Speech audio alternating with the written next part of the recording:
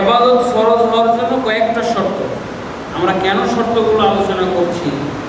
অনেকেই আমাদের সমাজে, মুসলমান সমাজে, মুসলিম নাম ধারণ করে আব্দুল্লাহ, আব্দুর রহিম, আব্দুল করিম, নুরুল ইসলাম নাম ধারণ করে ইসলামের কোনো খবর নেই। আব্দুল্লাহ আল্লাহর বান্দা, অথচ আল্লাহর বান্দা না হয়ে তাকে ইবলিসের বান্দা বললে বেশি মানানসই তার কাজকর্ম। কেন?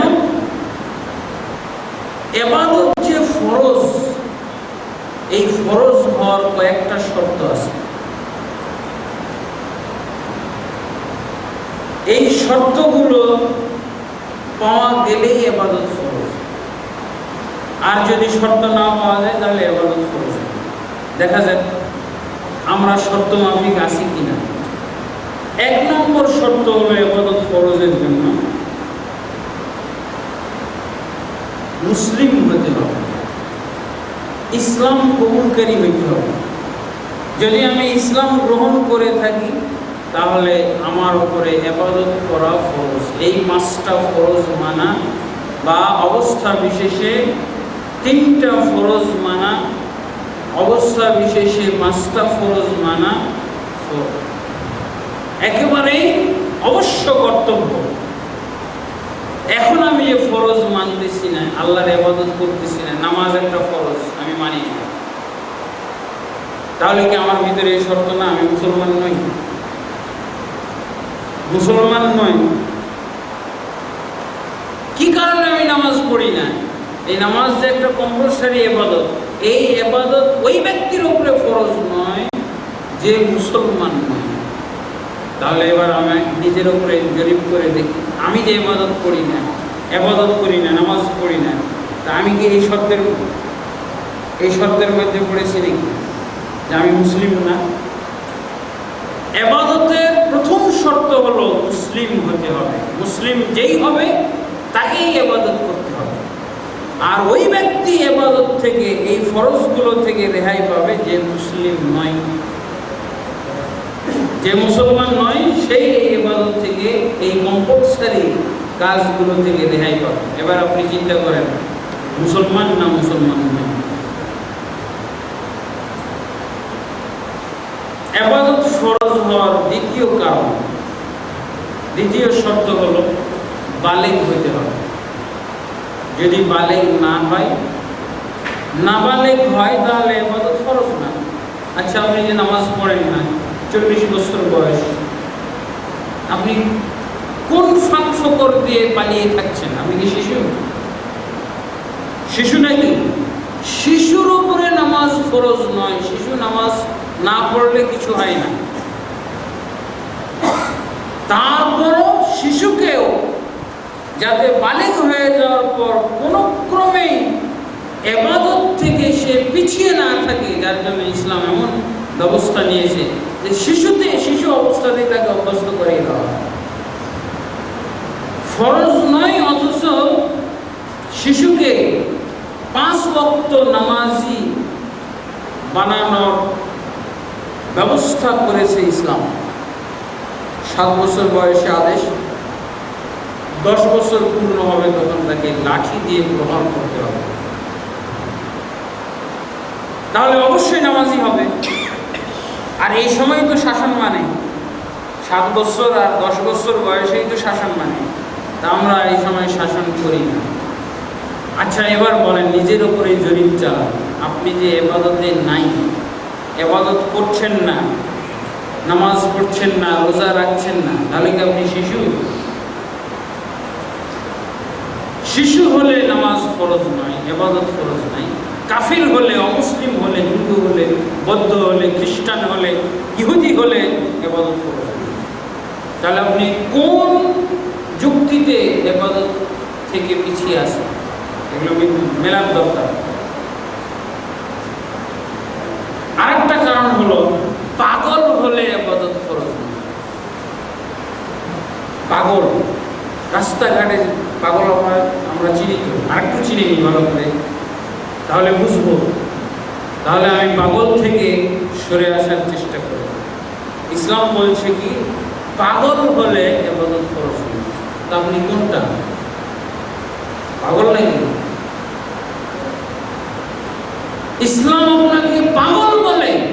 যদি আপনি ইবাদত না করেন তাহলে পাগল, আল্লাহর দৃষ্টিতে পাগল। জ্ঞান নেই, হুঁশ নাই, বিবেক নেই, বুদ্ধি নেই, এটা এই জন্য ইসলামের দৃষ্টিতে ফয়সালা পাগল ব্যক্তির ইবাদত ফরজ নয়। আপনি কি পাগলের সুবিধা অর্জন করছেন আল্লাহর দৃষ্টিতে? তাহলে কি আপনি পাগল?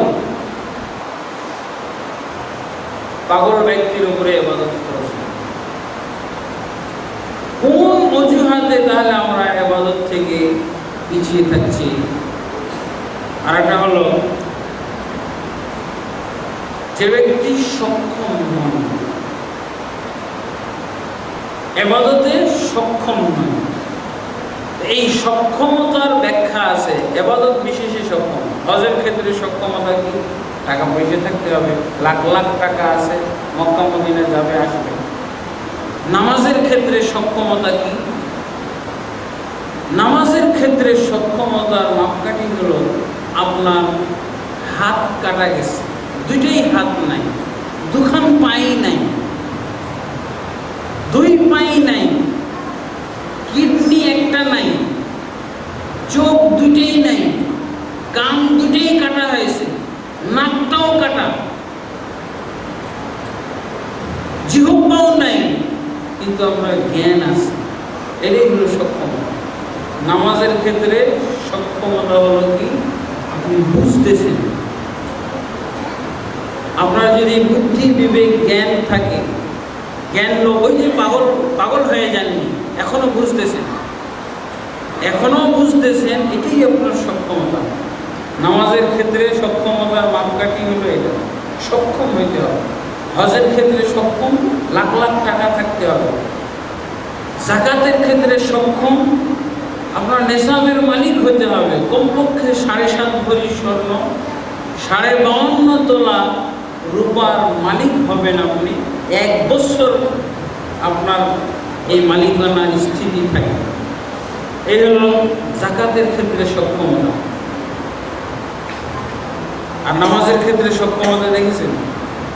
কিচ্ছু নাই, আপনার কোনো কাপড় চোপড় নাই, অঙ্গ প্রত্যঙ্গ নাই যা আপনার ঢাকতে হবে, খালি আপনার ব্রেনটা আছে। এখন আপনি পাগল হয়ে যাননি, সেন্সলেস হয়ে যাননি, তাহলে আপনার এই ব্রেনের উপরে ইবাদত ফরজ, নামাজ ফরজ। তাহলে কি করতে হবে? আপনার চোখ দিয়ে ইশারা করে নামাজ পড়তে হয়তো সর্বনিম্ন, সেটাও নাই, তাহলে আপনি ব্রেন দিয়ে নামাজ পড়বেন। ব্রেন দিয়ে যেমন বুঝতেছেন আমার অন্তিম অবস্থা, আমার সম্পদ কি হবে, আমার ছেলে মেয়েদের কি হবে, আমার বাপ মার কি হবে, পরবর্তীদের ব্যাপারে আপনি চিন্তা করতে পারতেছেন, আপনার সম্পদ কি হবে। এই যে যেই ব্রেন দিয়ে এগুলো আপনার ক্যাচ করতেছেন, ওই ব্রেনটা দিয়ে আল্লাহর জন্য নামাজ পড়া ফরজ। কারণ এখন আপনি পাগল হন। তাহলে এইগুলো সক্ষমতার ব্যাখ্যা। তাহলে চতুর্থ শর্ত হলো সক্ষম হইতে হবে। এই সক্ষমের এইগুলো ব্যাখ্যা। যদি এই কারণগুলো থাকে তাহলে অবশ্যই নামাজ পড়তে হবে, অবশ্যই যাকাত আদায় করতে হবে, অবশ্যই সিয়াম রোজা পালন করতে হবে। এগুলো হলো কি? ইবাদত ফরজ হওয়ার শর্তাবলী। ইবাদত ফরজ হবে আপনার উপর। ইবাদত ফরজ হয়েছে, এখন ইবাদত আপনি করা শুরু করেছেন, এখন ইবাদত করা শুরু করেছেন, তাই বলে কি ইবাদত কবুল হয়ে যাবে? আবার আসবে আপনার উপরে ইবাদত কবুলের শর্তাবলী। 4টা মেনটেন করেছেন, সবই শর্ত আপনার পর্যাপ্ত আছে, এরপরও আপনার ইবাদতটা আল্লাহর দরবারে গ্রহণযোগ্য করাইতে হলে আরো আরেক গ্রুপ শর্ত জানতে হবে। ইবাদত কবুলের শর্ত। ইবাদতটা আপনি করলেন মন মতো, আপনার ইচ্ছা মতো করলেই কবুল হয়ে যাবে তা না। আপনি খুব কাজ করতে পারেন, আপনি খুবই কর্মঠ, খুবই পরিশ্রমী, দিন রাত সবসময় খাটতেছেন। আপনি জানতো গার্মেন্টস থেকে বেতন আনতে সবাই লাইন ধরছে বেতন, খুব কাজ পারেন, খুবই কাজ করেন, আমি যে বেতন আনেন দেবে, আমি সারাদিন লাইনে দাঁড়িয়ে থাকবেন, সবার বেতন দেওয়া শেষ, আপনি কেন? আমার নামই তো নাই, আমি তো ভর্তি হয়নি, আপনার এখানে কোনো গ্রহণযোগ্যতাই নাই, আমি এত কাজ করে কি লাভ? খুবই কর্মচঞ্চল, আপনি খুবই অ্যাক্টিভ, কিন্তু আমার বেতন নেই। সবাইকে দিল, আপনাকে দিল। নিয়ম আছে। আমি ইবাদত করেই গেলাম, সেই ইবাদত যদি আমরা কবুলের শর্তাবলী না দেখি, তাহলে কিন্তু কোনো লাভ নেই। তাহলে ইবাদত কবুলের শর্তাবলীর মধ্যে আছে। 1 নম্বর শর্ত হলো, আমি যে ইবাদতটা করব, এই ইবাদতটা একমাত্র আল্লাহকে রাজি খুশি করার জন্য পরকালের স্বার্থে করতে হবে, দুনিয়ার স্বার্থে না, পরকালের স্বার্থে, একমাত্র আল্লাহকে রাজি খুশি করার জন্য পরকালের স্বার্থে। এই হলো 1 নম্বর শর্ত। অন্যথায় ইবাদত করলেও কোনো লাভ নাই। আমরা বলতে পারি যে আবার অন্য স্বার্থে কেউ ইবাদত করে নাই। হ্যাঁ, করে তো। অনেকেই নামাজ, অনেকেই রোজা করা শুরু করছে। অনেকেই আমরা দেখতেছি রমজান মাসের 1 তারিখে মসজিদ ভর্তি হয়ে গেল। কেন ভর্তি হলো? এতগুলো মুসল্লি কোথা থেকে আসে? এই হুজুকি মুসল্লি। যদি আল্লাহকে রাজি খুশি করার জন্যই ইবাদত করতে হয়, তাহলে এই ইবাদত কি শুধু রমজান মাসেই আছে, আর কোনো মাসে ইবাদত নাই? আর কোনো মাসে কি ইবাদত নাই? রমজানের সিয়াম 4th নম্বর ফরজ। রমজানের রোজা আল্লাহ তাবারক ওয়া তাআলা ফরজ করেছেন। কি? ইয়া আইয়ুহাল্লাযীনা আমানু কুতিবা আলাইকুমুস সিয়াম কামা কুতিবা আলাল লাযীনা মিন ক্বাবলিকুম লাআল্লাকুম তাত্তাকুন।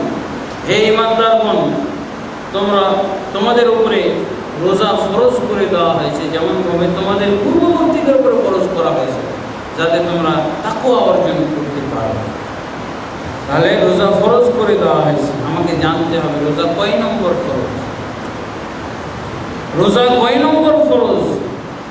আচ্ছা বলেন, 4-এর কোনো অস্তিত্ব আছে যদি 1, 2, 3 না থাকে? আপনি বলবেন যে 1, 2, 3 এগুলো নাই, 4 দিয়ে শুরু, এটা মানবে কেউ? রোজা হলো 4 নম্বর রুকন, 4 নম্বর ফরজ। এর আগের গুলো আমার জীবনে আছে? এর আগের গুলো অবশ্যই আগে 1 গণনা করবেন, 2 গণনা করবেন, 3 গণনা করবেন, তারপরে 4 আসবে। এটা হলো বাস্তব কথা। 4-এর অবস্থান অবশ্যই 3-এর পরে, 3-এর অবস্থান অবশ্যই 2-এর পরে, 2-এর অবস্থান অবশ্যই 1-এর পরে। কোনো সিরিয়াল নেই হঠাৎ করে এসে 4র্থ ফরজ আদায়ের জন্য মসজিদে ঢুকে গেছে, এটা হবে না। জ্ঞান ভিত্তিক হইতে হবে। ইসলাম অবশ্যই জ্ঞান ভিত্তিক একটা ধর্ম, বিজ্ঞানসম্মত ধর্ম, যুক্তিভিত্তিক ধর্ম। অযৌক্তিক কিছু এখানে নেই। 4 নিয়ে টানাটানি করলে হবে না। আগে আমার 1 বুঝে আসতে হবে, 2 বুঝে আসতে হবে, 3 বুঝে আসতে হবে, তারপরে হলো 4র্থ ফরজ কি? সিয়াম। এই সিয়ামটা যদি আমি পালন করি, এই বন্ধু বান্ধব সবাই যখন রোজা রাখে, আমিও রাখি, এদিকে আল্লাহর জন্য রাখা হলো, বন্ধু বান্ধব থেকে রাখা হলো। দাড়ি পেকে গেছে, বয়স অনেক হয়ে গেছে, এরকম বয়সে যদি রোজা না রাখি কেমন বলবো? কি বলবো? এদিকে আল্লাহর জন্য রোজা রাখা হলো। ভাই, এই যে প্রথম শর্ত যেটা বললাম, ইবাদত কবুল করানোর শর্ত, সেটা এই রোজাটা আপনি কাকে কবুল করাইতে চান? জনগণকে কবুল করানোর জন্য রোজা এটা, তাই না? বয়স্ক হয়ে গেছে, চুল দাড়ি পেকে গেছে, এখন যদি রোজা না রাখি, দিনের বেলায় খেয়ে বেড়াই, চার দোকানে যদি বসে চা পান করি, কি বলবেন? রোজা আত্মীয় স্বজন যারা বাড়িতে আসে, বিয়ে আসে, জামাই আসে, তারা রোজা রাখে, আর আমি একাই রোজা রাখবো না, এটা কেমন দেখা যায়? আমিও রাখি। এগুলোকে আল্লাহর জন্য রোজা রাখা, ইবাদত করা, কি আল্লাহর জন্য হলো? আল্লাহর উদ্দেশ্যে হবে, পরকালের স্বার্থে। আল্লাহ রাসূল সাল্লাল্লাহু আলাইহি ওয়াসাল্লাম কি বলেছেন? মান সামা রমাদানা ঈমানান ওয়া ইহতিসাবান গুফিরা লাহু মা তাকদ্দামা মিন যামবি। যে ব্যক্তি রমজানের সিয়াম পালন করে ঈমানের সাথে এবং ইহতিসাবের সাথে, ওই ব্যক্তির পূর্বের গুনাহ আল্লাহ মাফ করে দেন। তাহলে রমজানের সিয়াম পালন করে শুধু আর রোজা আর গুনাহ মাফ করে দেয় তা বলছেন না আল্লাহ। আল্লাহ কি বলছেন? যে ব্যক্তি রমজানের সিয়াম পালন করে, রোজা রাখে ঈমানের সাথে, ইহতিসাবের সাথে। ঈমান মানে আল্লাহ ফরজ করেছেন, আমি আল্লাহর বান্দা, আর আল্লাহ আমাকে ইবাদতের জন্য তৈরি করেছেন, আল্লাহ আমাকে এই কাজ করার নির্দেশ দিয়েছেন, তাই আমি আল্লাহর নির্দেশে আল্লাহকে রাজি খুশি করার জন্য আমি ইবাদতটা করতেছি। এই হলো ঈমান। ঈমান আনের অর্থ হলো এটা। আর আমি রোজা করতেছি এমনি, পুরা হয়েছি তাই, লজ্জা ঢাকার জন্য ইবাদত করি, সামাজিকতা প্রথা রক্ষার জন্য ইবাদত করি, তাহলে তো হবে না। এসব কারণেই দেখা যায় যে এই আবেগগুলো ক্ষণস্থায়ী। এ কারণে আবেগগুলো ক্ষণস্থায়ী, ইবাদতকারীগুলো ক্ষণস্থায়ী। কারণ এদের ভিত্তি নাই। ইবাদতের ভিত্তিটা কি হবে? আল্লাহর নির্দেশে, আল্লাহকে রাজি খুশি করার জন্য আমি ইবাদত করতেছি। এটা যদি হয় তাহলে হলো এটা ইবাদত। আর এই ইবাদতকারীদের স্থায়িত্ব আছে। আর যেই ইবাদতকারীরা এই কারণগুলো, এই অজুহাতে মসজিদমুখী হয়, ইবাদতমুখী হয়, এরা অস্থায়ী হয়। রমজান ঢুকলো, ও মসজিদে আসলো, রোজা শুরু করলো, রমজানের পরে আর নাই। এগুলোই বোঝা যাবে যে ঈমান আর ইহতিসাবের সাথে ইবাদত কবুলের শর্ত মেনটেন করা হয় না। আল্লাহকে রাজি খুশি করার জন্য ইবাদত যদি করা হয়, তাহলে আল্লাহ তাবারক ওয়া তাআলা সেই বান্দাকে কবুল করে নেন। এরপর দ্বিতীয় শর্ত হলো আল্লাহ রাসূল সাল্লাল্লাহু আলাইহি ওয়াসাল্লামের শিখানো তরিকা অনুযায়ী ইবাদত করতে হবে। আল্লাহ রাসূল সাল্লাল্লাহু আলাইহি ওয়াসাল্লাম যেভাবে ইবাদত করতে শিখিয়েছেন, ওইভাবে ইবাদত করতে হবে। যদি আমি ইচ্ছা স্বাধীন ইবাদত করি, আল্লাহ রাসূল সাল্লাল্লাহু আলাইহি ওয়াসাল্লাম বলেছেন কি, আহাব্বুল আমালি ইলাল্লাহি আদওয়ামুহা। আল্লাহর নিকটে সবচেয়ে উত্তম আমল হলো যেই আমল নিয়মিত করা হয়। আল্লাহ রাসূল বলেছেন কি, ইবাদত নিয়মিত করতে হবে। নিয়মিত আমল আল্লাহ পছন্দ করেন, অনিয়মিত আমল আল্লাহ পছন্দ করেন না। তাহলে আমল করছি অথচ আল্লাহ পছন্দ করেন কেন? আমার আমলটা অনিয়মিত। আমি নামাজ পড়ি না, আমি কেবল কি রমজান মাস আসছে তাই আমি পড়ি। আমি রোজা করি না, যেটা আমার ইচ্ছা সেটা আমি করি, যে কয়দিন ইচ্ছা সে কয়দিন করি, এগুলো চলবে না। আল্লাহ রাসূল সাল্লাল্লাহু আলাইহি ওয়াসাল্লামের তরিকা অনুযায়ী ইবাদত করতে হবে। আমাদের এগুলো অবশ্যই খেয়াল রাখতে হবে। ফরজ আমল নিজে করলে হবে না, আমাদের যারা শিশু সন্তান আছে তাদেরকেও করাইতে হবে। আমাদের জেনে নিতে হবে, ওই যে আমরা বলছিলাম বালেগ হওয়ার শর্ত। শিশু হলে নামাজ, রোজা, হজ, যাকাত কিছু ফরজ নয়। তাহলে আমাদের শিশু কারা? শিশুদেরকে তো এমনিই আল্লাহ রাসূল সাল্লাল্লাহু আলাইহি ওয়াসাল্লাম অভ্যস্ত করতে বলছেন, তারপর আমরা শিশুর মাপকাঠি বুঝি না। অনেক সময় বলে কি, এই ছোট বাচ্চা, তাক নামাজ না পড়লে হবে, ছোট বাচ্চা রোজা না করলে হবে। অথচ 7 বছর থেকে ট্রেনিং দিতে হবে। সাহাবায়ে কিরাম রোজাও করাইতেন 7 বছর বয়সে। সহিহ হাদিসে এসেছে, মুসলিম শরীফের হাদিসে, 7 বছরের বাচ্চাদেরকে রোজা রাখাইতো। বড় বড় দিন আর মরুভূমির দেশ, এই মরুভূমির দেশে প্রচন্ড গরম। এই প্রচন্ড কি করতে যায়, খেলনা হাতে দিয়ে তাদেরকে ভুলাই।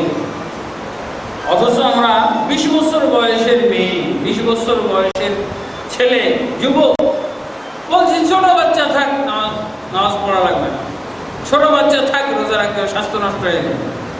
মেয়ের স্বাস্থ্য নষ্ট হয়ে যাবে, আপনাকে এগুলোর দায়ভার গ্রহণ করতে হবে। আপনি তাকে বেনামাজি বানাচ্ছেন, আপনি তাকে বেরোজাদার বানাচ্ছেন, আপনার ভূমিকা, এর জন্য গুনাহ আপনার আমলনামায় লেখা হবে, অবশ্যই লেখা হবে। বন্ধুগণ, রাসূলের তরিকা অনুযায়ী আমাদেরকে ইবাদত করতে হবে।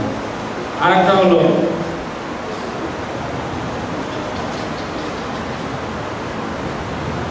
যে কোনো ইবাদত কবুল করাইতে হলে অন্যান্য ফরজ ইবাদতগুলো পালন করতে হবে।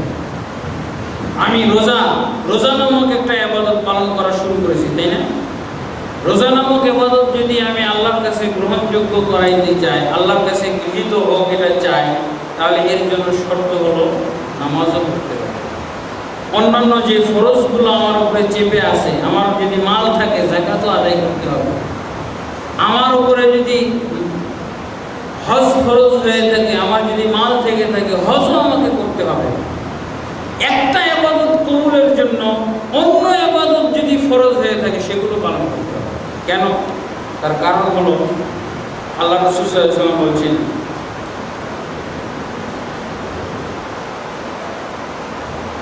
বাইনাল আবদি ওয়াল কুফরি ওয়াশ শিরকি তারকুস সালাহ।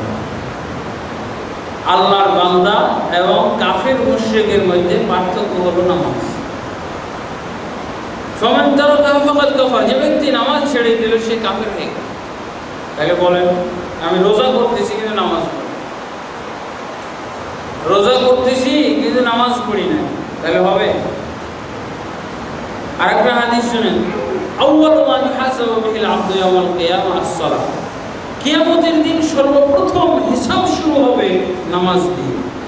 ফাইন সালাহা সালাহা লাহু সাইরু আমালি, যদি নামাজের হিসাব ঠিক পাওয়া যায়, নামাজের হিসাব যদি মিলে যায়, নামাজ ঠিক মতো পড়েছে বান্দাটা, তাহলে তার অন্যান্য আমলগুলো দেখা হবে, অন্য আমলগুলোকে শিথিলভাবে দেখা হবে, বিবেচনার সাথে, বিশেষ বিবেচনার সাথে দেখা হবে। ওয়াইন ফাসাদাত, যদি তার নামাজ ফাসেদ থাকে, নামাজ যদি বিনষ্ট থাকে, ফাসাদা লাহু সাইরু আমালিহি, সমস্ত আমলই তার বিনষ্ট বলে গণ্য হবে। তাহলে কথাটা ঠিক না? যে আমি রোজার যদি উপকার পাইতে চাই, তাহলে 5 ওয়াক্ত নামাজও আমার পড়তে হবে। এই 5 ওয়াক্ত নামাজ শুধু রমজান মাসের জন্য নয়, 12 মাসের ইবাদত।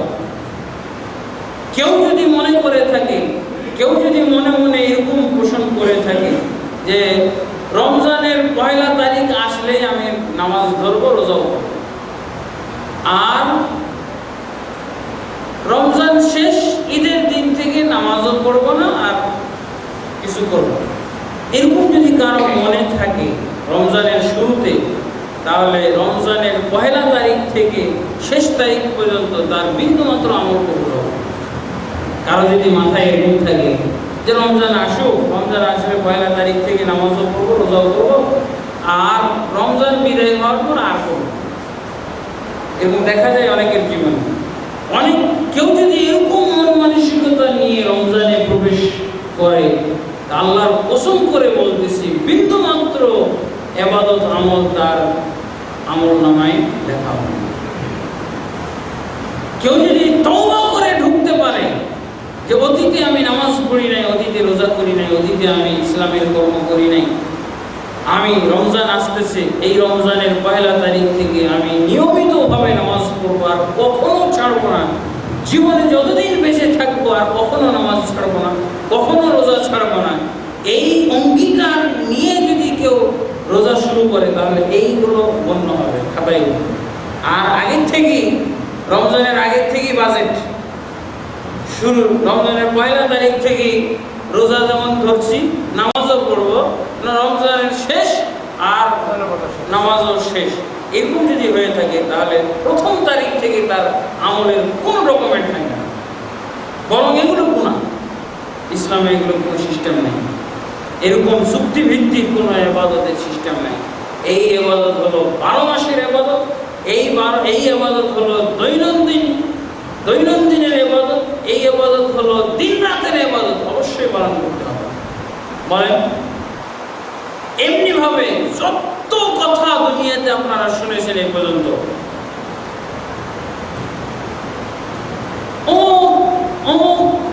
অবস্থায় মারা গেলে শহীদ হয়ে যায়, এ শহীদ হবে না যদি ফরজ আদায়কারী না হয়। অমুক কাজ করলে জান্নাতে চলে যাবে, জান্নাতে যাবে না, এর আগে হলো এইসব কথাগুলো যোগ করতে হবে। ফরজ ইবাদত তার জীবনে থাকতে হবে। অমুক ব্যক্তির জন্য জাহান্নাম হারাম, এরকম যদি শোনা যায়, সবগুলোর সাথে এই কথাগুলো যোগ করতে হবে। যদি 5 ওয়াক্ত তার জীবনে নামাজ থাকে, যদি সে কালেমা ঠিক রেখে থাকে, অর্থাৎ তাওহীদ ঠিক রেখে থাকে, শিরক মুক্ত হয়ে থাকে, তাহলে তার জন্য ওগুলো পিতামাতার খিদমত করে জান্নাতে চলে যাবে। হ্যাঁ, পিতামাতার খিদমত করলে জান্নাতে যাবে, যোগ করতে হবে, আল্লাহর খিদমত ঠিক রাখতে হবে।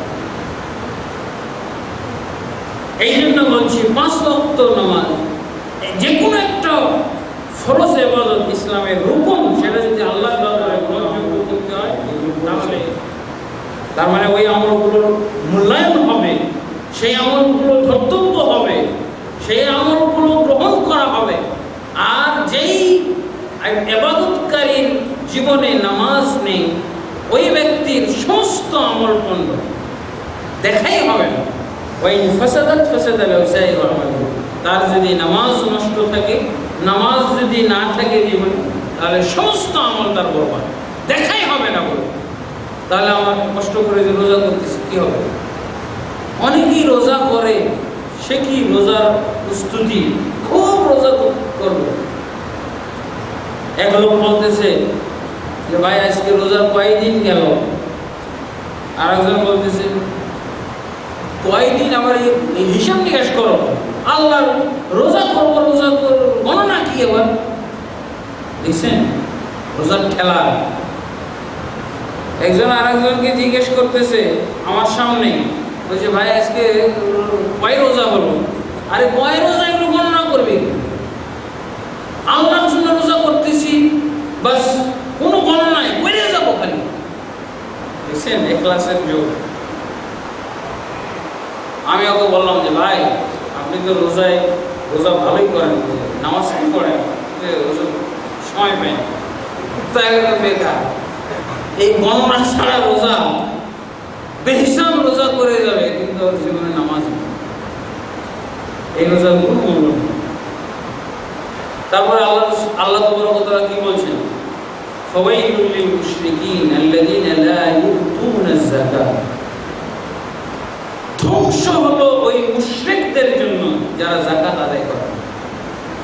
তাহলে এবার বলেন, আমি রোজাদার, খুব পাক্কা রোজাদার, পাক্কা নামাজি, কিন্তু আমি যাকাত আদায় করি না। আল্লাহ কি বলছেন? ওই মুশরিকদের জন্য হলো ধ্বংস, অথবা ওয়াইল দোজখ প্রস্তুত যারা যাকাত আদায় করে। দেখছেন একটার সাথে আরেকটার কি মিল? এভাবে আমাদেরকে জানতে হবে। আমরা খালি ইবাদত করেই যাচ্ছি, ইবাদত আমার থাকার ব্যবস্থা কি সেটা যদি না জানি তো কি হবে? অনেকেই এরকম আছে, পাক্কা নামাজি, 5 ওয়াক্ত নামাজ পড়ি, নামাজের খুব আলামতও দেখা যায়, অঙ্গে প্রত্যঙ্গে, কপালে দান, যাকাতের খবর। আল্লাহ তাআলা কি বলছেন? ফাওয়াইলুল লিল মুশরিকিন, ধ্বংস এই মুশরিকদের জন্য যারা যাকাত আদায় করে। তাহলে অনুভব করছি একটার সাথে আরেকটার কেমন রিলেশন, চেইন সিস্টেম। আলাদাভাবে একটা ইবাদত বিচ্ছিন্নভাবে আমি মন চাইলো, ইবাদতের একটা মৌসুম আসলো, বাস করে নিলাম, সেটা আল্লাহর দরবারে জমা থেকে গেল, এটা না। একটার সাথে সম্পর্ক আছে, একটার আরেকটার সাথে চেইনের মতো সম্পর্ক আছে। আল্লাহ রাসূল সাল্লাল্লাহু আলাইহি ওয়াসাল্লাম ঠিকই বলেছেন, মান ক্বালা লা ইলাহা ইল্লাল্লাহ দাখালাল জান্নাহ, যে লা ইলাহা ইল্লাল্লাহ পড়বে জান্নাতে যাবে। সেই আল্লাহ রাসূলই আবার এগুলো বলছেন, সেই আল্লাহ রাসূলই এগুলো বলছেন। কেন? এগুলো বুঝার ব্যাপার আছে। ইসলামের 5টা রুকন একসাথেই ফরজ হয়নি। আমরা যে পড়ি একবারই, এক বছরই সব তো ম্যাট্রিক পাস হয়ে যায় না, বছর বছর, তাই না? 1 পাস করি, তারপরে 2, তারপরে 3, তারপরে ম্যাট্রিক পাস করি। একবারই আমরা মাস্টার্স পাস করি না, ম্যাট্রিক পাস করি, তারপরে আবার কি বলে এইচএসসি পাস করি, তারপরে ডিগ্রি বা অনার্স পাস করি, তারপরে কতদিন লাগলো? অথচ আমাকে এখন বলতেছে শিক্ষাবিদ। আমি শিক্ষাবিদ, আমি একজন প্রফেসর, আমি একজন মাস্টার। মাস্টার কি কালকে পড়লাম আজকে মাস্টার নাকি? এইরকমই ইসলামের ফরজগুলো একদিনেই ফরজ হয়নি, ফরজ হয়েছে দীর্ঘ 23 বছরে। এই ফরজ 5টা ফরজ কমপ্লিট হইতে প্রায় 23 বছর সময় লাগছে। কালেমা ফরজ হয়েছে, কালেমা আল্লাহকে মানো, আল্লাহ এক, আল্লাহর কোনো শরীক নেই, আল্লাহর যত শরীক আছে সেগুলো ধ্বংস করো, সেগুলো বিলীন করো, নিশ্চিহ্ন করো। এই ছিল কথা। এটা কতদিন ছিল? 12 বছর। 12 বছর। এই সময়ের ভিতরে আল্লাহ রাসূল কি বলেছিলেন? মান ক্বালা লা ইলাহা ইল্লাল্লাহ দাখালাল জান্নাহ, যে লা ইলাহা ইল্লাল্লাহ পড়বে সে জান্নাতে যাবে। মান শাহিদা লা ইলাহা ইল্লাল্লাহ দাখালাল জান্নাহ, যে সাক্ষ্য দিবে এই মর্মে যে আল্লাহ ব্যতীত কোনো উপাস্য নেই, মুহাম্মদ সাল্লাল্লাহু আলাইহি ওয়াসাল্লাম আল্লাহর বান্দা ও রাসূল, সে জান্নাতে যাবে। মান কানা আখিরু কালামি লা ইলাহা ইল্লাল্লাহ দাখালাল জান্নাহ, যার দুনিয়ার জীবনের শেষ কথা হবে লা ইলাহা ইল্লাল্লাহ, সে জান্নাতে যাবে। ইয়া আম্মি কুল লা ইলাহা ইল্লাল্লাহ হাজ্জুলাকা বিহা ইনদাল্লাহ, হে চাচা জান আবু তালেব, আপনি মরে যাচ্ছেন, মরার পূর্বে একবার বলেন লা ইলাহা ইল্লাল্লাহ। জান্নাতে নেওয়ার জন্য আল্লাহর সাথে জান্নাতে আপনাকে নেওয়ার জন্য আল্লাহর সাথে আমি তর্ক করব। এগুলো কখন? 12 বছরের ভিতরে এই ঘটনাগুলো সব। এত দাওয়াত এবং এত সুসংবাদ জান্নাতে লা ইলাহা ইল্লাল্লাহর ভিত্তিতে। এবার দেখা গেল যখন এইগুলো ফরজ হয়ে গেল, ওয়াহাব ইবনে মুনাব্বিহ সহিহ বুখারীর হাদিস, তাকে জিজ্ঞেস করা হলো, আলাইসা লা ইলাহা ইল্লাল্লাহ মিফতাহুল জান্নাহ, হে তাবেঈ, লা ইলাহা ইল্লাল্লাহ কি জান্নাতের চাবি নয়? উনি কি বললেন? বালা মা মিন মিফতাহিন ইল্লা ওয়ালাহু নাসরুন ওয়ালাহু আসনান। হ্যাঁ, লা ইলাহা ইল্লাল্লাহ তো অবশ্যই জান্নাতের চাবি, কিন্তু চাবির দাঁত থাকে। অতএব তুমি যদি জান্নাত খোলার জন্য এমন চাবি নিয়ে আসো যার দাঁত আছে, তাহলে তোমার জন্য জান্নাত খোলা হবে। আর যদি তোমার চাবিতে দাঁত না থাকে তাহলে জান্নাত খোলা হবে। এই চাবিগুলো কি? হাসান বসরি রাহিমাহুল্লাহ তাফসীর করছেন, উনি বলছেন, মান আদ্দা হাক্কাহা ওয়া ফারদাহা দাখালাল জান্নাহ, যে ব্যক্তি কালেমা লা ইলাহা ইল্লাল্লাহর হক আদায় করবে, তার ফরজগুলো আদায় করবে, সে ব্যক্তি জান্নাতে যাবে। ফরজগুলো কি? আল্লাহ রাসূল সাল্লাল্লাহু আলাইহি ওয়াসাল্লাম বলছেন, উমিরতু আন উকাতিলান নাস হাত্তা ইয়াশহাদু লা ইলাহা ইল্লাল্লাহ ওয়া আন্নী রাসূলুল্লাহ ওয়া আকামুস সালাহ ওয়া আতাউয যাকাত ফাইদা ফাআলু যালিকা আসামু মিন্নি দিমাআহুম ওয়া আমওয়ালাহুম। আল্লাহ রাসূল তাফসীর করেছেন, আমাকে মানুষের সাথে যুদ্ধ করার আদেশ দেওয়া হয়েছে যে পর্যন্ত তারা এই মর্মে সাক্ষ্য না দিবে যে আল্লাহ ব্যতীত কোনো উপাস্য নেই, আমি মুহাম্মদুর রাসূল, মুহাম্মদ আল্লাহর রাসূল। তারপরে কি করবে? আকামুস সালাহ, নামাজ কায়েম করবে, ওয়া আতাউয যাকাত, যাকাত আদায় করবে। ফাইদা ফাআলু যালিকা, এই কাজগুলো যখন কেউ করবে, আসামু মিন্নি দিমাআহুম ওয়া আমওয়ালাহুম, তাহলে তারা আমার থেকে তাদের জান এবং মালকে হেফাজত করতে পারবে, অন্যথায় নয়। কি বললেন? কি বুঝলেন? এবার ওই যে চাবির দাঁত হয়ে গেছে, এখন নামাজও কায়েম করতে হবে, যাকাতও আদায় করতে হবে, তাহলে আমার হাত থেকে তাদের জান মাল রক্ষা পাবে। জান মাল রক্ষা মানে মাল, আল্লাহ রাসূল মালদারের কাছে মাল রাখবেন না, ছিনিয়ে নেবেন। যাকাত দাও না, তোমার মাল নয়। এটা কার? ইসলামী স্টেটের মাল। এই হলো কথা। কেন? কালেমা পড়েছে না, ও তো জান্নাতে যাবে। কালেমা পড়েছে মুসলমান, মুসলমানের আবার মাল ছিনিয়ে নেবে কেন? আল্লাহ রাসূল সাল্লাল্লাহু আলাইহি ওয়াসাল্লাম বলছেন কি, এগুলো কাজ করলে আমার থেকে তার জানমাল হেফাজত করবে। আল্লাহ রাসূল সাল্লাল্লাহু আলাইহি ওয়াসাল্লাম বলেছেন, মান আদাহা মুবতাজিরান ফালাহু আজরুহা ওয়া মান ইমতানা আখাযনাহা ওয়া শাতরা মালিহি। আল্লাহ রাসূল সাল্লাল্লাহু আলাইহি ওয়াসাল্লাম বলেছেন, কোন ব্যক্তি, সম্পদশালী ব্যক্তি, তার সম্পদ আছে, যদি যাকাত না দেয় তাহলে তার পুরা মালের যাকাত আদায় করব, আর জরিমানা স্বরূপ যেহেতু আমাদেরকে আদায় করতে আসতে হলো, এই জন্য তার টোটাল সম্পদের অর্ধেক সম্পদ বাজেয়াপ্ত করা হবে। কোনো ব্যক্তি মুসলমান যাকাত দেওয়ার মতো নিসাব আছে, সে যাকাত দেয় নাই, টাইম পার হয়ে গেছে। যাকাতেরও টাইম থাকে, ইসলামী রাষ্ট্র হলে টাইম বেঁধে দেওয়া হয়। রমজানের 25 তারিখের ভিতরে যাকাত আদায় করতে হবে, ঘোষণা দিয়ে যায় না বিভিন্ন বিলওয়ালারা, কারেন্ট বিল, গ্যাস বিলওয়ালারা, অমুক বিল তমুক বিল, খাজনা মাজনা কত কি ঘোষণা দেয় না। ইসলামী রাষ্ট্রে এগুলোর ঘোষণা হইত, এত তারিখের ভিতরে যাকাত দিতে হবে, বা এত তারিখের ভিতরে তহসিলদার যাবে, যাকাত আদায়কারী সরকারিভাবে যাবে, তাকে যদি যাকাত আদায় করে না দেওয়া হয় তাহলে কি হবে, ঘোষণা হলো। জোরপূর্বক তার মালের যাকাত আদায় করে নেওয়ার পর টোটাল সম্পদের আরো অর্ধেক ইসলামী স্টেট বাজেয়াপ্ত করে নেবে, শাস্তি হবে। এটা হলো যদি ব্যক্তি হয়, গোষ্ঠী না হয়। একজন লোক সে এরকম করেছে, তার ব্যাপারে অভিযোগ উঠেছে যে সে যাকাত দেয় নাই, রমজানের 25 তারিখ পার হয়ে গেছে, 25 তারিখ নির্ধারণ করা হয়েছিল সরকারিভাবে, অথচ সে যাকাত দেয় নাই। এই রিপোর্ট যদি পৌঁছে যায় সরকারের কাছে, ইসলামী সরকারের কাছে, তাহলে বাহিনী পাঠিয়ে দেওয়া হবে, তার টোটাল সম্পদের হিসাব করবে। হিসাব করার পর শতকরা 2.5% নিয়ে নেবে। ধরেন যে 1 কোটি টাকা বা 5 লক্ষ টাকা, 5 লক্ষ টাকার আগে যাকাত আদায় করে নেবে। যাকাত আদায় করার পর যা থাকলো বাকিটার অর্ধেক নিয়ে চলে আসবে। কেন তুমি বিলম্ব করেছো, এর জন্য এই হলো নিয়ম।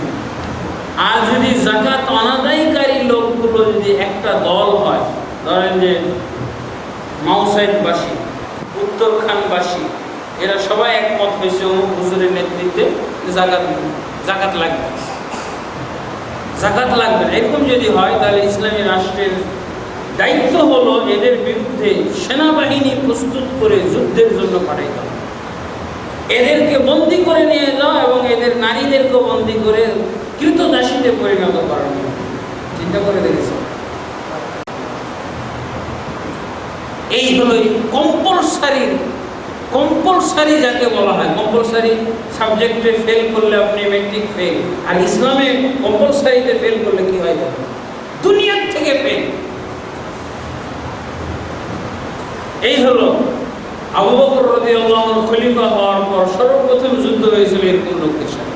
5 ওয়াক্ত নামাজি, 5 ওয়াক্ত নামাজ পড়ে, তাহাজ্জুদও পড়ে, অথচ এই লোকগুলোকে আবু বকর রাদিয়াল্লাহু আনহু অমুসলিম বা মুরতাদ ঘোষণা করে তাদের বিরুদ্ধে যুদ্ধ করলেন, তাদেরকে হত্যা করলেন, বন্দী করলেন, অথবা তওবা করে আবার ফিরে গেল, স্বীকার করলো যে হ্যাঁ আমরা যাকাত দেব।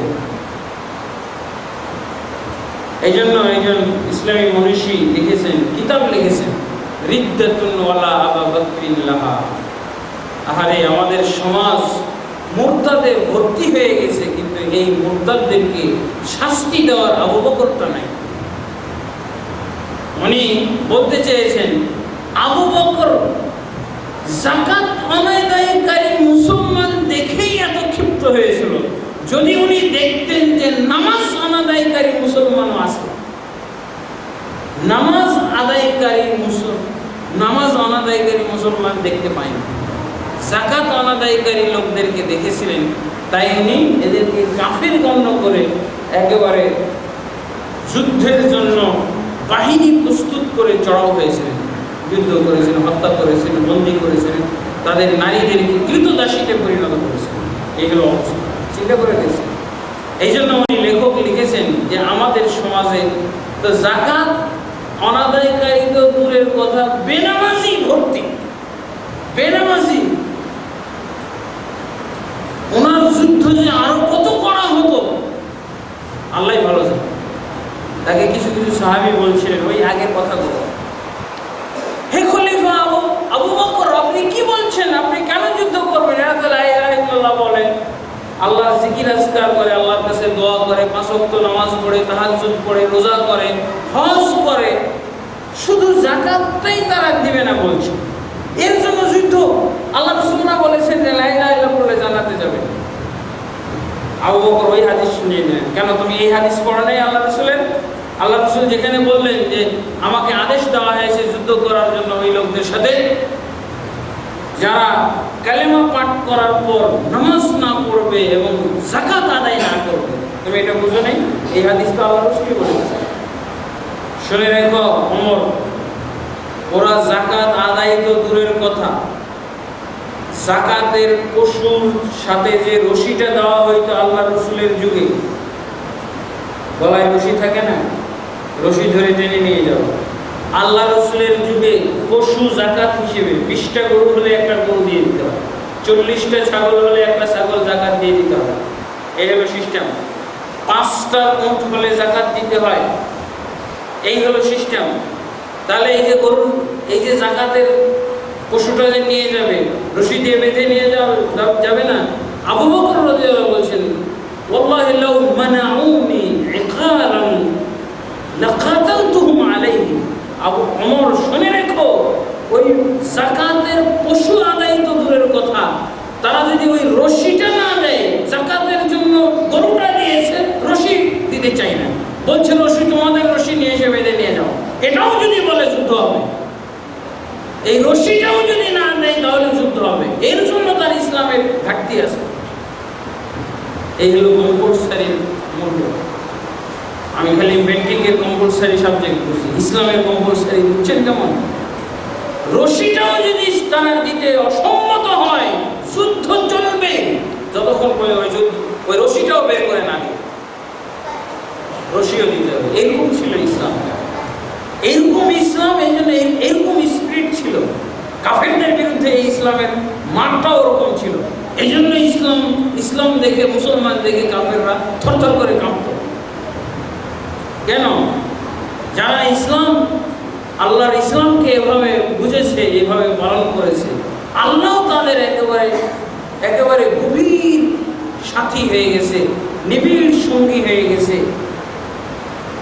আল্লাহ বলছেন তোমাদের সাথে আমি আছি। বন্ধুগণ, এই জন্য আমাদেরকে জানতে হবে প্রতিটা ফরজ এটা একটা ইবাদত কবুল হওয়ার কারণ। আমি শুধু একটা ইবাদত টার্গেট করব আর বাকি কোনো খবর নাই, চেইন, এগুলো চেইন সিস্টেম। অবশ্যই আমাকে বাকি ইবাদতও করতে হবে। বন্ধুগণ, এর সাথে আরো আছে, ইবাদত কবুল হওয়ার পাশাপাশি আরো আমাদেরকে জানতে হবে ইসলাম ভঙ্গের কারণ থেকে বিরত থাকতে হবে। অনেকগুলো ইসলাম ভঙ্গের কারণ আছে।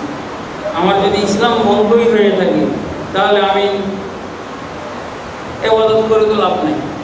ইসলাম আমার ঠিক থাকলে না আমার ইবাদত কবুল হবে। ধরেন আমার ওযুটা ভেঙে গেছে, আমি খুব একাগ্রতার সাথে নামাজ পড়তেছি, ওযু করে পানি নিষ্কাশন হয়ে গেছে, এরপরও আমি তারাবি পড়েই যাচ্ছি, পড়িতে হবে। 5 ওয়াক্ত নামাজ পড়তেছি, চোখ বন্ধ করে নামাজ পড়ে যাচ্ছি, লম্বা লম্বা রুকু সেজদা হবে না, কারণ আমার ওযুই ভেঙে গেছে, তা আমার নামাজ পড়ে দিলাম, এই নামাজ তো হবেই না। এরকম ইসলাম ভঙ্গের কারণগুলো থেকে আমাদের বিরত থাকতে হবে। ইসলাম ভঙ্গের অনেকগুলো কারণ আছে, প্রায় 10টা কারণ। আমার একটা বই আসতেছে এই রমজানের মধ্যে, কালেমার মর্ম কথা বই, এটা ফাইনাল গ্রুপ হয়ে গেছে, ইনশাআল্লাহ আপনারা পেয়ে যাবেন। ইবাদতগুলো কি? এ মাসে বিশেষ করণীয় ইবাদতের ভিতরে আমরা অবশ্যই সকলে যেটা জানছি সেটা হলো এই মাসের আল্লাহ তাবারক ওয়া তাআলা ইসলামের চতুর্থ ফরজ আল্লাহ দান করেছেন। এই ফরজ আদায় করতে 29 থেকে 30 দিন লাগে। এটা হলো একটা ফরজ। 30 বা 29 রোজা মিলে কি হয়? একটা ফরজ। ইসলামের কোনটা ফরজ? ওই যে রোজা নামক ফরজ। এই জন্য এই রোজাগুলো চেইন সিস্টেম। কেউ যদি মনে করে যে আমি 10টা রাখবো, এবছর 10টা রাখবো, টোটালি তার ইবাদত হবে না, রোজা রাখা হলো না। এই জন্য আমাদেরকে জানা দরকার। প্রায় পরিবারের ভিতরে বিনা জ্ঞানে বাচ্চাদেরকে এভাবে বলা হয়, তুই 10টা রাখ, আর বেশি রাখিস না। অথচ বালেগ, নাবালেগ না। এবাদত বুঝতে হবে, এবাদত আদায় করার নিয়ম জানতে হবে। এই যে হাজী সাহেবেরা যে যায় হজ করতে, কয়টা হজ করে আসে বলেন? একটা হজ করে না, কিন্তু লাগে কয়দিন? একদিনের কাজও যদি বাদ দিয়ে দেয় তো হজটা হবে? তওয়াফ করে নাই, হবে হজ? আরাফাতের ময়দানে যাই নাই, হবে হজ? সাফা মারওয়ায় যাই নাই, হবে হজ? তো এইরকম রোজা নামক ফরজ, একটাই ফরজ আদায় করতে কয়দিন লাগে? 29 থেকে 30 দিন। কেউ যদি ইচ্ছাকৃতভাবে একটা রোজাও বাদ দিয়ে দেয় তাহলে টোটালি রোজা হবে না। তাহলে রোজা নামক ইবাদতটা কমপ্লিট হলো না। কমপ্লিট হলো না মানে কি? মোটেও হলো না। যেমন আমরা একটা দিয়েই বুঝবো, ম্যাট্রিক পরীক্ষা দিলে 10 সাবজেক্ট কম্পালসারি, 10 সাবজেক্ট অবশ্যই আমাকে পরীক্ষা দিতে হবে। একটাও আমি ইচ্ছাকৃত যদি বাদ দিয়ে আসি বা অনিচ্ছাকৃত, আল্লাহ তো অনিচ্ছাকৃতগুলো ক্ষমা করে দেয়। আমরা যদি অনিচ্ছাকৃতভাবে ম্যাট্রিক পরীক্ষা ভুলে গেছি, আজকে যে পরীক্ষা হবে জানিই না, আমি অ্যাটেন্ড করি নাই, তারপরও ফেল, যতই আপনি বলেন যে আমি বুঝি নাই, আমি ঘুমিয়েছিলাম, কিছু হয় না, আল্লাহ মাফ করে। যদি আপনি বলেন যে আমি ঘুমিয়েছিলাম, আল্লাহ ফজরের নামাজটা পড়তে পারি না, আল্লাহ মাফ করে দেয়। কিন্তু মানুষের কাছে মাফ নাই। তবে পূর্ণ করতেই হবে। অনেকে আমরা এভাবে জ্ঞান দান করি আমাদের পরিবারের সদস্যদেরকে, তুই এবার 10টা কর, তুই এবার 8টা কর, আগামীবার 15টা করিস, এরপরে 20টা করিস না। যে বালেগ হয়ে গেছে তাকে কমপ্লিট 29 বা 30টা রোজা করতেই হবে। এই হলো ফরজ রোজার মর্ম। একটা রোজা যদি কেউ ইচ্ছাকৃত বাদ দিয়ে দেয়, এই বিষয়ে একটা হাদিসও আছে। হ্যাঁ, মান আফতারা ইয়াওমান মুতাআম্মিদান মিন গায়রি উযরিন লাম ইয়াকযিহু সিয়ামুদ দাহরি। যদি কোনো ব্যক্তি ইচ্ছাকৃত একদিন রোজাও বাদ দিয়ে দেয়, সারা জীবন যদি রোজা করে তাহলে ওটা পুষাইতে পারবে না, ওই ক্ষতি। তার মানে আর সে ওই ক্ষতি পুষাইতে পারবে না। আর অর্থ কি? তার মানে রমজান হলো, রমজানের সিয়াম হলো চেইন সিস্টেম, একেবারে এক শুরু হয়েছে, একেবারে 30 পর্যন্ত ঠেকাইতেই হবে, কোনো বিকল্প পথ নাই। আল্লাহ তাবারক ওয়া তাআলা নিজে বলছেন সূরা বাকারার ভিতরে, ওয়ালিতুকমিলুল ইদ্দাতা ওয়ালিতুকাব্বিরুল্লাহা আলা মা হাদাকুম, তোমরা সংখ্যা পূর্ণ করবে, সংখ্যা পূর্ণ করবে। এবার রোজার সম্পর্কে কি বলছেন? ওয়ালিতুকমিলুল ইদ্দাতা ওয়ালিতুকাব্বিরুল্লাহ। শাহরু রমাদান আল্লাযী উনজিলা ফীহিল কুরআন হুদাল লিন-নাসি ওয়া বায়্যিনাতিন মিনাল হুদা ওয়াল ফুরকান ফামান শাহিদা মিনকুমুশ শাহরা ফালইয়াসুমহু ওয়া মান কানা মারিদান আও আলা সাফারিন ফাইদ্দাতুম মিন আইয়ামিন উখরা। ইউরিদুল্লাহু বিকুমুল ইসরা ওয়া লা ইউরিদু বিকুমুল উসরা ওয়া লিতুকমিলুল ইদ্দাতা ওয়া লিতুকাব্বিরুল্লাহ। তোমরা যদি অসুস্থ থাকো, সফরে থাকো, তাহলে এই রোজাগুলো, যেই রোজাগুলো সফরে থাকার কারণে, অসুস্থতার কারণে অপারগ হয়েছ, করতে পারোনি, এগুলো পরবর্তীতে অবশ্যই পূর্ণ করতে হবে। কেন? সংখ্যা পূর্ণ করার জন্য। আল্লাহ বলছেন কি, ওয়ালি তুকমিলুল ইদ্দাতা, এই জন্য তোমাকে পরবর্তীতে এই রোজাগুলো করে নিতে হবে। তার কারণ আমি যে 30 দিন রোজা ফরজ করেছি এই 30 পূর্ণ করার জন্য, বা 29 ফরজ করেছি 29 পূর্ণ করতে হবে। যে কোনো ইবাদত আল্লাহ সংখ্যা দিয়ে যদি বলে তাহলে ওটা পূর্ণ করতে হয়, এই তাগিদ আল্লাহ এখানে দিয়ে দিয়েছে। এই হলো সিয়াম, এই সিয়ামকে এভাবে বুঝতে হবে। তারপরে আল্লাহ তাবারক ওয়া তাআলা এই রমজান মাসে আমাদেরকে মুসলিম জাতির সবচেয়ে মূল্যবান যে সম্পদ, মুসলিম জাতির অস্তিত্বই কল্পনা করা যায় না যা ছাড়া, তা হলো আল কোরআনুল কারীম। এই কোরআন আল্লাহ তাবারক ওয়া তাআলা এই রমজান মাসে আমাদেরকে দান করেছে। শাহরুর রমাদান আল্লাযী উনজিলা ফীহিল কোরআন, এটা এমন একটা মাস, এই রমজান মাস এমন একটা মাস যার ভিতরে আল্লাহ কোরআন নাজিল করেছেন। হুদাল লিন্নাস, এই কোরআন হলো মানুষের হেদায়েতের ব্যবস্থা। এই কোরআন ছাড়া মানুষ কি ছিল? গোমরাহ ছিল, জাহিলি যুগের লোক ছিল, বর্বর ছিল, পশু ছিল। এই কোরআন নাজিল হওয়ার পর এরা হয়েছে মানুষ, স্বর্ণ যুগের মানুষ বলি আমরা সাহাবাদেরকে। হ্যাঁ, কি দিয়ে হলো? এই কষ্টি পাথরে তারা স্বর্ণে পরিণত হয়েছে। আগে ছিল জাহিল, বর্বর, মূর্খ, অন্ধকারের যুগের লোক। এই কোরআন নাজিল হয়েছে এই মাসে। আল্লাহ তাবারক ওয়া তাআলা এই মাসে এই কোরআনকে নাজিল করেছেন। এই নাজিলের মর্ম হলো এই যে আল্লাহ তাবারক ওয়া তাআলা উদ্বোধন করেছেন কোরআন নাজিল। কোরআন তো আসলে দীর্ঘ 23 বছরে নাজিল হয়েছে, রমজান ছাড়াও নাজিল হয়েছে, তাই না? এইটার অর্থ আমাদেরকে বুঝতে হবে। উদ্বোধন হয়েছিল কোরআন নাজিল, উদ্বোধন। সর্বপ্রথম যে আল্লাহর রাসূলের উপরে কোরআনের যে অংশ নাজিল হয়েছিল, ইকরা বিসমি রাব্বিকাল্লাযী খলাক, সেটা ছিল 21 রাত, 21 রমজান। 21 রমজান সেই লাইলাতুল কদর। আল্লাহ তাবারক ওয়া তাআলা বলছেন রমজান মাসে আমি কোরআন নাজিল করেছি। এবার প্রশ্ন আসে, রমজান মাসে কখন? তাই না?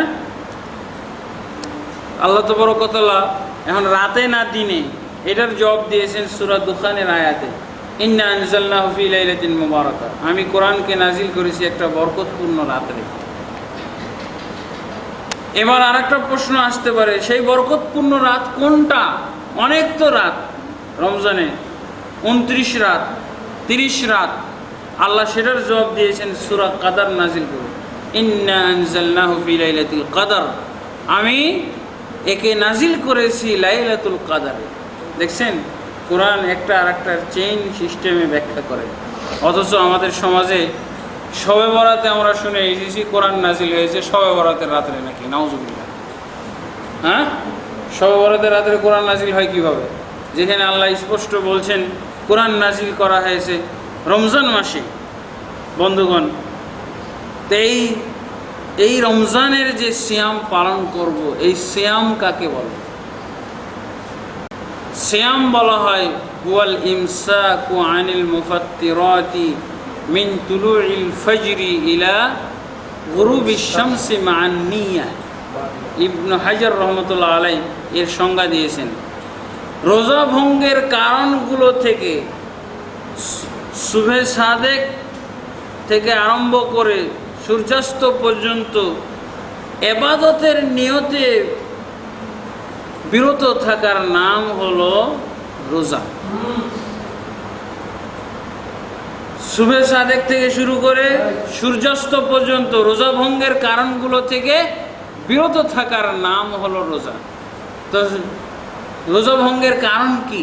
রোজা ভঙ্গের কতগুলো কারণ, সরাসরি কারণ আছে, আর কতগুলো হলো পরোক্ষ কারণ। সরাসরি কারণ কোনগুলো? আমরা যেগুলোকে বই পুস্তকে পাই রোজা ভঙ্গের কারণ হিসেবে, যদি কেউ দিনের বেলা খাদ্য খায়, পানি খায়, তারপরে যদি কেউ ইচ্ছাকৃতভাবে বমি করে, তারপরে কেউ যদি যৌন সঙ্গম করে, দিনের বেলা যদি স্ত্রী সহবাস করে অথবা যৌনাচারের মাধ্যমে বীর্য স্খলন করে, তাহলে এর মাধ্যমে রোজা ভঙ্গ হয়। আর আর একটা রোজা ভঙ্গের কারণ হচ্ছে মহিলাদের ঋতুস্রাব যদি আসে, রক্ত, তাহলে এগুলো রোজা ভঙ্গের কারণ। যদি সূর্য ডুবার 1 মিনিট আগেও কারো স্রাব চলে আসে তাহলে রোজা ভঙ্গ হয়ে গেল। সূর্য ডুবার 1 মিনিট আগে যদি কোনো মহিলার সন্তান প্রসব হয়ে যায় রোজা ভঙ্গ হয়ে গেল। এবার আরও কিছু কারণ হলো, আমাদের দেশের বই পুস্তকে লেখে বমি করলে রোজা ভঙ্গ হয়ে যায়। সাধারণভাবে বমি করলে রোগের কারণে যদি বমি হয়, রোগের কারণে যদি বমি হয় তাহলে এতে রোজা ভঙ্গ হয় না। যে ইচ্ছাকৃতভাবে গলার ভিতরে হাত আঙ্গুল ঢুকিয়ে বমি করে, এই বমিতে রোজা ভঙ্গ হয়। কেউ যদি অনিচ্ছাকৃতভাবে ভুলবশত খানা বা পানি পান করে, পেট ভর্তি করে পানি পান করে এবং খানা খেয়ে ফেলে তাহলে রোজা ভঙ্গ হবে না। ইচ্ছাকৃতভাবে যদি খানা পানি খায় তাহলে রোজা ভঙ্গ হয়ে যাবে।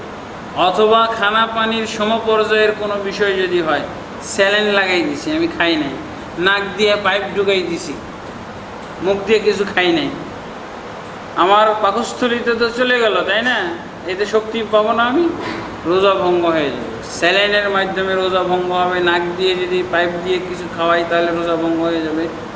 তবে নাকে যদি আমি ড্রপ দেই রোগের কারণে, তাহলে ওষুধ হিসেবে যদি ড্রপ দেই যেটা পাকস্থলিতে যাওয়ার মতো নয়, হালকা 2-1 ফোঁটা, তাহলে এতে রোজা ভঙ্গ হয় না।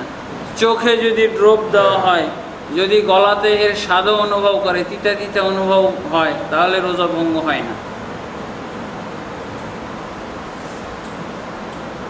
তারপরে শরীর দিয়ে যদি কারো রক্ত বের হয়, মহিলাদের এই 2 প্রকার রক্ত ছাড়া আর কোনো রক্তে রোজা ভঙ্গ হয় না। অথচ আমাদের বাংলাদেশের বইগুলোতে লেখা আছে যদি জখম হয়ে আঘাত পেয়ে রক্তক্ষরণ হয় তাহলে রোজা ভঙ্গ হয়ে যায়। আমি একদিন সোহরাওয়ার্দী হসপিটালে গেলাম, তো বলছে আপনার চোখ অপারেশন করতে হবে, তো করে দেন। বলছে রোজার দিন করা যাবে না, তো বলছে আমি মাসলা দিয়েছি আপনি চোখ অপারেশন করেন। বলছে রক্ত বের হবে, তো সেও রক্ত বের হলো, অসুবিধা নেই, ওই হানফি রোজা ভাঙে, হানাফি রোজা ভেঙে যায়, কিন্তু হাদিসের রোজা ভাঙে না। তার কারণ আল্লাহ রসুল সাল্লাল্লাহু আলাইহি ওয়াসাল্লাম থেকে হাদিস আছে, বুখারী শরীফের হাদিস, ইহতাজামা রাসূলুল্লাহ সাল্লাল্লাহু আলাইহি ওয়াসাল্লাম ওয়া হুয়া সাঈমুন। আল্লাহ রসুল সাল্লাল্লাহু আলাইহি ওয়াসাল্লাম রোজা অবস্থায় সিঙ্গা লাগাইছেন। সিঙ্গা পর্যন্ত ওই যে বেদেনিরা অনেক দূষিত রক্ত টেনে বের করে, হ্যাঁ, এতে অনেকটা রোগ ব্যাধি ভালো হয়, হ্যাঁ, তা আল্লাহ রসুলের যুগের চিকিৎসা এটা। তা আল্লাহ রসুল রোজা অবস্থায় যদি সিঙ্গা লাগিয়ে রক্ত বের করে, তার যদি রোজা না ভঙ্গ হয়, তো আর কি আমার রোজা ভঙ্গ করবো বলেন?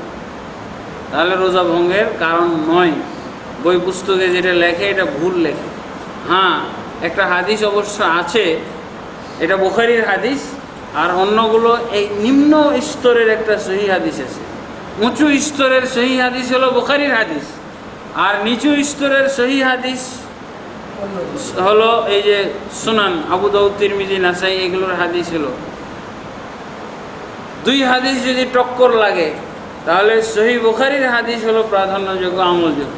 সহিহ বুখারীর হাদিসে বলছে যে আল্লাহ রসুল রোজা রেখে সিঙ্গা লাগাইছেন, তাহলে রোজা ভঙ্গ হয় নাই। তাহলে যেই হাদিসে বলা হচ্ছে তিরমিজি, নাসাইর হাদিস, সে আফতার আল হাজিম ওয়াল মাহজুম, যে সিঙ্গা লাগায় এবং যাকে লাগানো হয় উভয়েরই রোজা ভঙ্গ হয়। এই হলো হাদিস। হাদিসটা হলো একদিক দিয়ে সহিহ বুখারীর হাদিসের চেয়ে নিম্ন স্তরের সহিহ হাদিস। আর একটা কারণ হলো এটা রহিত হাদিস। হাদিসটা রহিত, এটা ছিল আগে আল্লাহ রসুল সাল্লাল্লাহু আলাইহি ওয়াসাল্লাম অনেক নিয়মই বলেছিলেন, যেগুলো পরবর্তীতে হালকা করে দিয়েছেন। আগে ছিল রক্ত বের হলে রোজা ভঙ্গ হবে, সিঙ্গা লাগাইলে রোজা ভঙ্গ, দুজনেরই রোজা ভঙ্গ হয়ে যাবে। পরবর্তীতে আল্লাহ রসুল হালকা করে দিয়েছেন। আগে কারো যদি গোসল ফরজ থাকতো তাহলে রোজা করতে পারবে না, আগে গোসল করবে তারপরে সে রোজার নিয়ত করবে। পরবর্তীতে আল্লাহ রসুল হালকা করে দেন। যদি কারোর গোসল ফরজ থাকে তাহলে সে ওই ময়লা পরিষ্কার করে, লজ্জাস্থান পরিষ্কার করে, অজু করে, খাওয়া দাওয়া করে রোজা রাখবে, কোনো অসুবিধা নেই। স্ত্রী সহবাসে শুধু রোজা ভঙ্গ হয়, কিন্তু যদি অন্য কোনো কারণে বীর্যপাত হয় অথবা যে, তাহলে এতে রোজা ভঙ্গ হয় না। যদি উত্তেজনার সাথে বীর্য স্খলন করে তাহলে এতে রোজা ভঙ্গ হয়। যদি স্বপ্নদোষের কারণে কারো বীর্যপাত হয় এতে রোজা ভঙ্গ হয় না, কোনো ক্ষতি হয় না। অনেকেই আমার কাছে প্রশ্ন করে, এরকম হয়ে গেছে রোজাটার কি অবস্থা? বলছে রোজা আপনার ঠিক আছে। এইগুলো হলো রোজা ভঙ্গের কিছু কারণ। এতে আমরা অনেক কিছু জানলাম। আরও কিছু কারণ, পরোক্ষ কারণ আল্লাহ রাসূল সাল্লাল্লাহু আলাইহি ওয়াসাল্লাম বলছেন, মাল্লাম ইয়াদা কাওলাজ জুরি ওয়াল আমালা বিহি ফালাইসা লিল্লাহি হাজাতুন ফি আন ইয়াদা তাআমাহু ওয়া শারাবাহু। আল্লাহ রাসূল সাল্লাল্লাহু আলাইহি ওয়াসাল্লাম বলছেন, যে ব্যক্তি রোজা রেখে মিথ্যা কথা পরিহার করলো না, মিথ্যা আচরণ পরিহার করলো না, তার না খেয়ে থাকা আর পিপাসার্থ থাকার কোনো প্রয়োজন নেই। তার মানে এই রোজার আল্লাহর প্রয়োজন নেই, আল্লাহ কবুল করেন। তাহলে কেমন হলো? এসব রোজা ভঙ্গের কোনোটাই কারণ হয় নাই, কিন্তু আমি মিথ্যা কথা বলছি আর মিথ্যা আচরণ করছি। মিথ্যা আচরণ মানে কি? একজনকে ধোঁকা দিতেছি। অনেক সময় দালালি করতে যে এই জায়গার দাম 10 লক্ষ টাকা করে, এগুলো দিলাম না, তার মানে ওর কাছে যেন 11 লাখ টাকা পায়, আসলে ওর দাম হলো 7 লাখ টাকা বা 6 লাখ টাকা। এটা কোথাও হলো? রোজা রেখে এই কাম করা ঠিক হলো? আল্লাহর কসম, আমার এই জিনিসটা এত দিয়ে ক্রয় করা, 50 টাকা দিয়ে ক্রয় করা, আপনি আমাকে 5 টাকা বেশি দিবেন না? এই যে 5 টাকা, মিথ্যা আচরণ, এগুলোকে বলা হয় মিথ্যা আচরণ, মিথ্যা আমল। একজনকে ধোঁকা দেওয়া, একজনকে প্রতারিত করা, এগুলো হলো রমজান অবস্থায়, রোজার অবস্থায় করলে রোজা ভঙ্গ হয়ে যায়, রোজার সওয়াব পাওয়া যায় না। তাহলে তো রোজা ভঙ্গেরই কারণ। তো মিথ্যা আচরণ 1 নম্বর হলো আল্লাহর সাথে মিথ্যা আচরণ করা। আল্লাহ বলে নাই এমন কথা যদি আপনি বলেন, আল্লাহ বলছে, রাসূল বলে নাই, জাল হাদিস আপনি শুনাইতেছেন, এতেও কিন্তু রোজা ভঙ্গ হবে। আল্লাহ রাসূল সাল্লাল্লাহু আলাইহি ওয়াসাল্লাম বলছেন কি, মান কাযাবা আলাইয়া মুতাআম্মিদান ফালাইতাবাউ মাকআদাহু মিনান নার। যে ব্যক্তি আমার নামে মিথ্যা রটনা করবে, মিথ্যা হাদিস প্রচার করবে, সে জাহান্নামে তার ঠিকানা বানিয়ে নিল, নাউযুবিল্লাহ। তারপরে আল্লাহ রাসূল সাল্লাল্লাহু আলাইহি ওয়াসাল্লাম বলছেন যে ধারণা করে কোনো কথা বলা, এটাও হলো মিথ্যা। ইয়াকুমুজ যান্না ফাইন্নাজ যান্না আকযাবুল হাদিস। তোমরা ধারণা করে কথা বলা বন্ধ করো, ধারণা করে কথা বলো না। তার কারণ ধারণার কথা হলো সবচেয়ে বড় মিথ্যা কথা, ধারণা প্রসূত কোনো কথা বলা যাবে না। তারপরে আল্লাহ রাসূল সাল্লাল্লাহু আলাইহি ওয়াসাল্লাম বলছেন, লা ইয়াদখুলুল জান্নাতা নাম্মাম। যে চুগলখোর সে কখনো জান্নাতে প্রবেশ করে না। একজনের কাছে আরেকজনের বদনাম করে, একে বলা হয় চুগলখোর। ইসলাম এবং ইবাদত এগুলো সব মুসলমানদেরকে শুধরানোর জন্য, মুসলিম সমাজকে পুত পবিত্র এবং ঐক্যবদ্ধ সমাজে পরিণত করার জন্য সব ইবাদত আসছে, ইবাদতেরও কাজ এগুলো। আর এই সব কাজগুলো রোজা অবস্থায় নিষিদ্ধ। তার মানে কি, মুসলিম সমাজের ঐক্য অক্ষুণ্ণ রাখার জন্য এইসব বিষয়ের বিরাট একটা ভূমিকা আছে।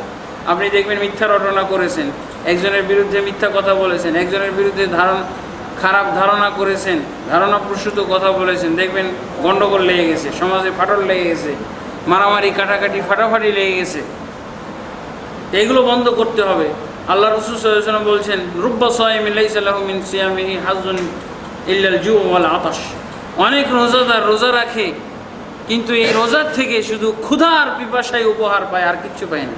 তার মানে তার রোজা হয় না। এরা কারা? এরাই হলো এই যে এই লোকগুলো। রোজা রেখে কি করতে হবে? আমাদেরকে ঝগড়াঝাঁটি, তারপরে বিভিন্ন ধরনের অনর্থক কথাবার্তা, এগুলোর থেকে বিরত থাকতে হবে। মারপিট, ঝগড়াঝাঁটি, মারামারি, কাটাকাটি, এগুলো আমাদের বন্ধ রাখতে হবে। আল্লাহ রাসূল সাল্লাল্লাহু আলাইহি ওয়াসাল্লাম বলছেন, ফাইন সাব্বাহু আহাদুন আও কাতালাহু ফালিয়াকুল ইন্নী ইমরুন সাইম।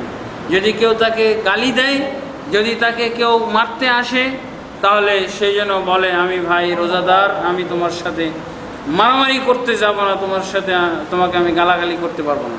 এই জন্য আমাদেরকে সতর্ক থাকতে হবে। রোজা আমরা করছি, এই রোজার হেফাজত করতে হবে। তো হেফাজত কিসের থেকে করবো এগুলো জানতে হবে। তো রোজাকে নষ্ট করে কি জিনিস, এগুলো থেকে আমাদের সতর্ক হতে হবে। আল্লাহ আমাদেরকে তৌফিক দান করুন। আর কিছু বিষয় আছে। আজকে আমাদের লাইলাতুল কাদারের একটা রাত।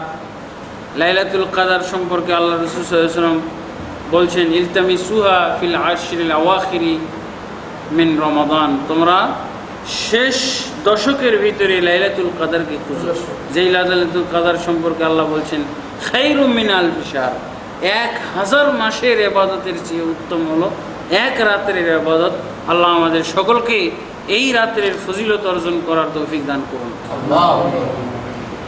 এই রাতের ফজিলত অর্জন করতে হলে আমাদেরকে অবশ্যই কিছু করণীয় আছে। সেটা হলো ইবাদতের মাধ্যমে আমাদের রাত কাটাইতে হবে।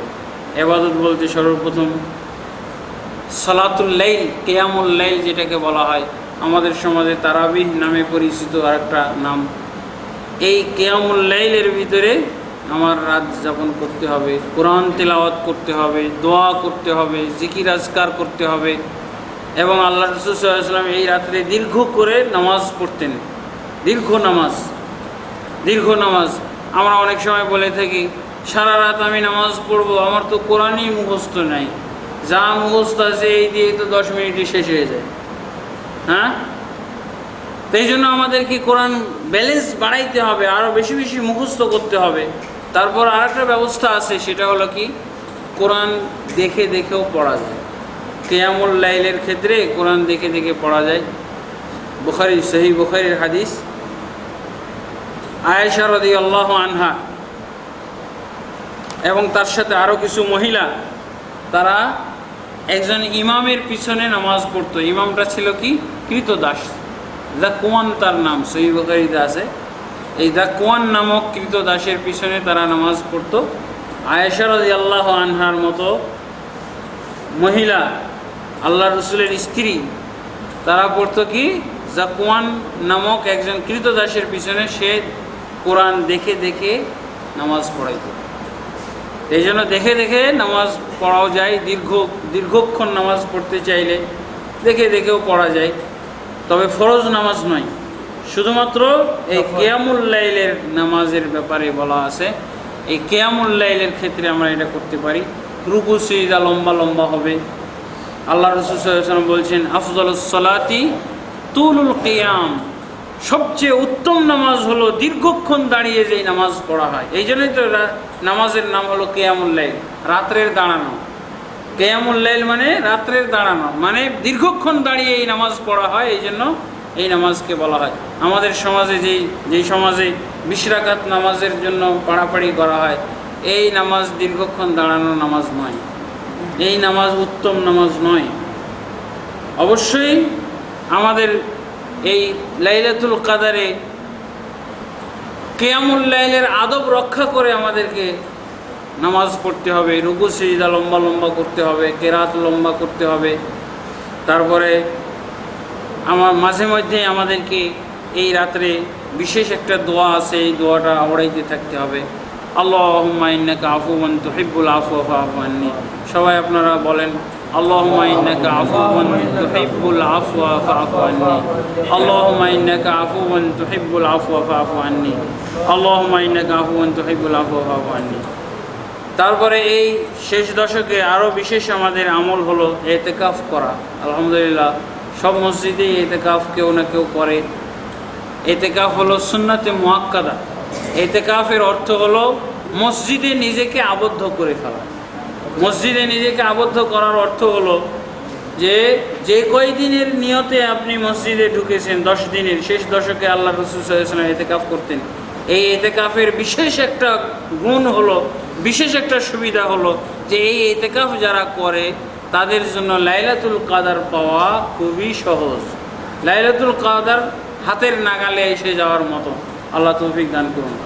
আল্লাহ রাসূল সাল্লাল্লাহু আলাইহি ওয়াসাল্লাম শেষ রমজানে, অর্থাৎ তার মৃত্যুর পূর্বে যে রমজান তিনি পেয়েছিলেন, এই রমজানে 20 দিন ইতিকাফ করেছেন।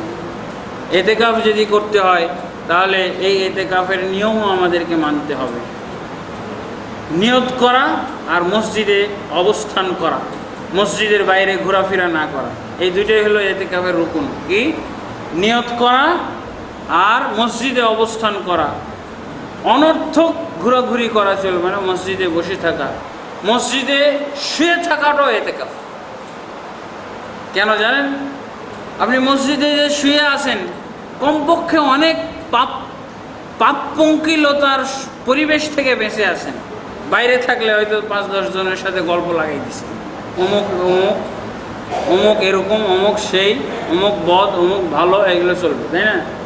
তো এটা থেকে এতেকাফ মানে নিজেকে আটকে রাখা, মানে কি? এই যে গুনাহ থেকে আটকাইলেন, এই গুনাহটা তো হলো না। অবস্থান করলেন, যে মসজিদে শুয়ে থাকলেন, তো শুয়ে থাকাটা জায়েজ আছে, তবে শুয়ে থাকাটা কমাইতে হবে, প্রয়োজনে অবশ্যই ঘুমাইতে হবে, তবে এই ঘুমানোটাও কিন্তু ঘুমানোটাও আমার এতেকাফের অন্তর্ভুক্ত। কারণ এই ঘুমানোর টাইমে হয়তো আপনি অন্য সময় হয়তো কোনো গুনার কাজে ব্যস্ত ছিলেন, থাকেন, বা এরকম আছে কেউ রাস্তাতে বসে হয়তো গুনার কথা বলছে, আপনি সেটা করেননি। হয়তো আমার নিজের দ্বারাও এরকম কিছু ঘটেছে, অন্য সময় মসজিদে আসি তাই ওগুলো চিন্তা ভাবনা হচ্ছে না, ওইসব বন্ধু বান্ধব জুটতেছে না, ওইসব বন্ধু বান্ধবের কাছে যাচ্ছি না, ওরা আমার কাছে আসতেছে না, তো এটাই তো আমার বেঁচে থাকা হলো, এই তো এতেকাফের উপকারিতা। তারপরে আমি দোয়া, জিকির, আজকার, কোরআন তেলাওয়াত, নামাজ, নফল নামাজ, এগুলো আমি পড়ব। প্রয়োজনে যাইতে পারা যায়, যেমন বাথরুমের জন্য। তারপরে আমি কিছু শর্ত করে নিতে পারি, এগুলোর নিয়ম। শর্ত হলো, আমার যদি কোনো জায়গায় ধর্মীয় আরও কোনো সওয়াবের কাজ বাইরে থাকে, তাহলে ওটা এতেকাফের শুরুতে আমার শর্ত করে নিতে হবে যে আল্লাহ, আমি এতেকাফে বসতেছি নিয়ত করে, এই মসজিদে অবস্থান করব, তবে অমুক অমুক আমার প্রয়োজন আছে, সেখানে যেতে হবে। সেগুলো কি? আমি ধরেন যে এই মসজিদে এতেকাফে বসছি, অন্য মসজিদে আমি খুতবা দেই, এটা যদি আমি নিয়তের সময় বলে দিই যে আল্লাহ, আমার অমুক জায়গায় খুতবা দিতে যাই, সেটা তাহলে জায়েজ আছে। আল্লাহ, অমুক অসুস্থ আছে, আমি তাকে মাঝে মধ্যে দেখতে যাব, তাহলে যাবে। অমুক অসুস্থ, সে যদি মারা যায়, আমি তার জানাজায় যাব, এগুলো শর্ত করে নিতে হয়। তারপরে এতেকাফে ঢুকলে 21 তারিখের সূর্য ডুবার পরে ঢুকবেন, আর লাস্ট রোজার সূর্য ডুবার পর আপনি বাড়ি যেতে পারবেন, জায়েজ আছে। তবে উত্তম হলো ঈদ পড়ে একবারে বাড়ি যাও। এই হলো নিয়ম মোটামুটি।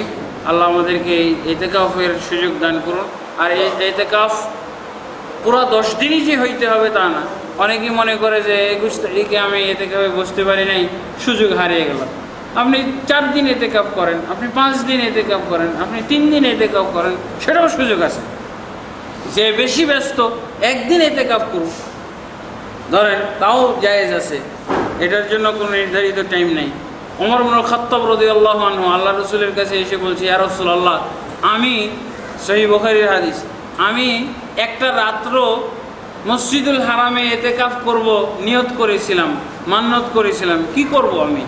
তুমি মান্নত পূর্ণ করো, 1 রাত এতেকাফ করো, তাহলে 1 রাত এতেকাফও আছে, তাই না? এই হলো এই নিয়ম। তারপর আছে জাকাতুল ফিতর। এই শেষ দশকের লাস্টের দিকে আমাদের আরেকটা ফরজ আছে, সেটা হলো জাকাতুল ফিতর, যেটাকে আমরা ফিতরা বলি। আমাদের সমাজে তো ফিতরা নিয়ে অনেক মতভেদ।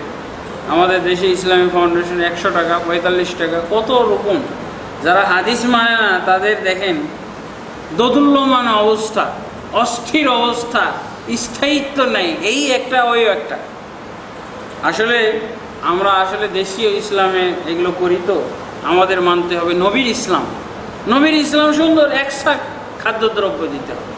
100টা কত? আল্লাহ রসুল সাল্লাল্লাহু আলাইহি ওয়াসাল্লামের যুগের একটা সাবালায় পাত্র। আমরা গ্রামে বা আমাদের বাড়িতে মহিলারা কৌটা দিয়ে চাউল মাপে, এইরকম একটা কৌটা ছিল। এই কৌটা দিয়ে চাল মাপ্ত খাদ্যদ্রব্য মেপে দিতেন আল্লাহ রসুল সাল্লাল্লাহু আলাইহি ওয়াসাল্লাম, জাকাতের খাদ্যদ্রব্য। এটাকে বলা হয় সা। এই পাত্র আল্লাহ রসুল সাল্লাল্লাহু আলাইহি ওয়াসাল্লামের যুগের একটা পাত্র পাওয়া গেছে সৌদি আরবে। সেই পাত্রের মাপ অনুযায়ী এখন লেটেস্ট মাপ যেটা দেওয়া হচ্ছে, 2 কেজি 40 গ্রাম চাউল। 2 কেজি 40 গ্রাম, এটা হলো সবচেয়ে বিশুদ্ধ। কারণ এ পর্যন্ত মাপ পাওয়া গেছে সার প্রায় 10টা, এখন মুসলমানের তো প্রশ্ন অবশ্যই উঠবে, কোনটা দিব? 10 রকমের মাপ, কোনটা দিব? অবশ্যই শুদ্ধ কথা হলো রাসূল যেই মাপে দিয়েছিলেন সেটা কোথায় পাবো? এই যে পাওয়া গেছে, সৌদি আরবেই পাওয়া গেছে তামার একটা পাত্র, এবং সবচেয়ে বড় আলেম, সৌদি আরবের সবচেয়ে বড় আলেমের হাতেই ওটা পৌঁছানো হয়েছে। এই যে দেখেন আল্লাহ রসুলের যুগের পাত্র, লেখা আছে খোদাই করে জৈদ বিন সাবেত। আল্লাহ রসুল পাত্র তৈরি করে দিয়ে বিভিন্ন এলাকায় দায়িত্বশীল যারা ছিল তাদের নামে নামে যে পাত্র পাঠাইছিলেন, সে হযরত জৈদ বিন সাবেত রাদিয়াল্লাহু আনহুর নাম লেখা একটা পাত্র। এই পাত্রটা পাওয়ার পর ওনারা এই পাত্র ভর্তি করে ভালো মানের গম ভর্তি করে পাল্লা পাথরে মেপে দেখেছে 2 কেজি 40 গ্রাম। এই এখন বর্তমান 2 কেজি 40 গ্রামেই দেওয়া হয়। হারামাইন ফাউন্ডেশন ছিল, আপনারা সবাই চিনেন। এই হারামাইন ফাউন্ডেশন প্রায় 80-র দিকে বা 85-র দিকে বাংলাদেশে এসেছিল। ওই তখনও ওনারা এই 2 কেজি 40 গ্রাম প্রচার করে গেছে, আমাদের বই পুস্তকে পাই। আমাদের সংস্থা, এই যে কুয়েতি সংস্থা, সেটাও 3 লক্ষ বই ছাপাইছে 2 কেজি 40 গ্রাম মাপ দিয়ে। এখন পর্যন্ত 2 কেজি 40 গ্রামের মাপটাই সবাই বলতেছে, এটাই সবচেয়ে অথেন্টিক। আলহামদুলিল্লাহ। তা আমরা জাকাতুল ফিতর আদায় করব খাদ্যদ্রব্য দিয়ে 2 কেজি 40 গ্রাম। হ্যাঁ, আমরা কোনো টাকাতে যাব না। সৌদি আরবে আজও কেউ টাকা দিয়ে ফিতরা দেয় নাই, ভবিষ্যতে আশা করা যায় কেউ দেবেন এটা। এবং তাদের ফতোয়াও আছে। কেন দিবে না বলছি, সে দেশে ফতোয়া আছে যে খাদ্যদ্রব্য বাদে খাদ্যদ্রব্যের মূল্য যদি দেওয়া হয় এটা বেদাত। তো বেদাত তো গুনাহ, বেদাতে যেহেতু গুনাহ, আমি দিলাম নেকির উদ্দেশ্যে, হবে গুনাহ, তো এই কাজ কেউ করবে? সৌদি আরবের আশা করা যায় কেউ করবে না। আমাদের বাংলাদেশে আগে থেকে করে আসছে, এই জন্য এর যুক্তিও অনেক। একজনকে যুক্তি দিলে 10টা যুক্তি বলতে পারবে। টাকা দিলে কি হয়, কি উপকারিতা হয়, এগুলো 10টা বলতে পারবে। এগুলো একটাও দরকার নাই। আল্লাহ রসুল যেভাবে দিয়েছেন, হ্যাঁ, এক পাত্র আমরা দিয়ে যাব, এটা আমাদের নেকি অর্জনের জন্য। এটা তো কোনো সামাজিকতার জন্য দেওয়া হয় না, এটা নেকি অর্জনের জন্য। অতএব আমরা অবশ্যই এই জাকাতুল ফিতর এভাবে আদায় করব। আল্লাহ আমাদের সকলকে তৌফিক দান।